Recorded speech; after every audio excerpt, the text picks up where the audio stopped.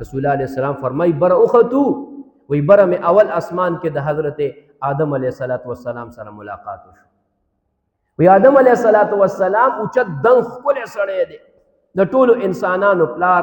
جبرائیل علیہ السلام ورته وی دا ستا بچی دی، دا ستا په بچیانو کې آخري پیغمبر محمد رسول الله د نغو خو په نوم پیژندو دغه صفات ورته پته و. هغه ورته راپاسېدو وی مرحبا بنبی صالح و ابن صالح.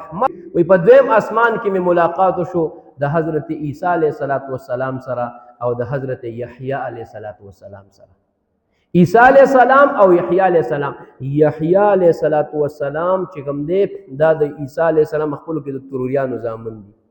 نو بیا چې دی نو رسول الله علیه السلام دریم اسمان ته به راوختو.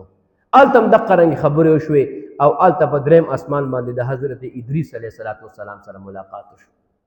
ادریس علیه السلام سره هم یهودیانو ظلمونه کړي او دم خدا الله تعالی د دې خپل قوم د ظلم نه بچ کړی او الله تعالی د ده حفاظت کړی. هغه سره هم خبرې اترې وشوې مرحبا بنبی صالح و اخي صالح. هلته هم هغې سره خبرې وشوې. نو الله تعالی ورته وښودل چې یهودیان او ستا قوم به تا سره دشمني کوي خو الله تعالی به ستا حفاظت کوي. څلورم اسمان کې د حضرت یوسف علیه السلام سره ملاقات شو. رسول الله علیه السلام فرمایي یوسف علیه السلام ډېر ښکلی وی. سبحان الله ډېر ښکلی وی. وی د دنیا نیم حسن الله تعالی حضرت یوسف علیه السلام ته ورکړی دی. پنځم اسمان باندې د حضرت هارون علیه السلام سره ملاقات شو.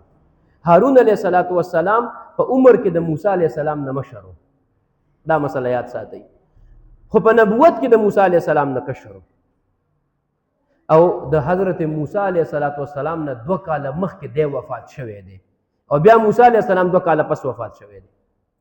بره شپږم اسمان ته رسول الله علیه السلام وختو. خبرې اترې وشوې. هلته ملاقات د حضرت موسی علیه السلام سره وشو. موسی علیہ السلام چوکتو تعارف شو راپاسدو مرحبا بنبی صالح و اخی صالح. مرحبا مرحبا پخیر علی نیک نبی او صالح زمارور نیک زمارور پخیر علی پخیر علی. وم اسمان باندې د حضرت ابراہیم علیہ السلام سره ملاقات شو. خج ابراہیم علیہ السلام سره ملاقات شو.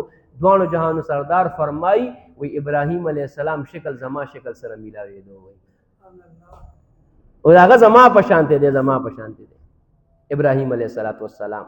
تعارف شو. بیت معمور سره داسې ډډه والده و اسمان د پاسه یو قبله ده بیت الله دی بیت الله هغه سره داسې ډډه والده.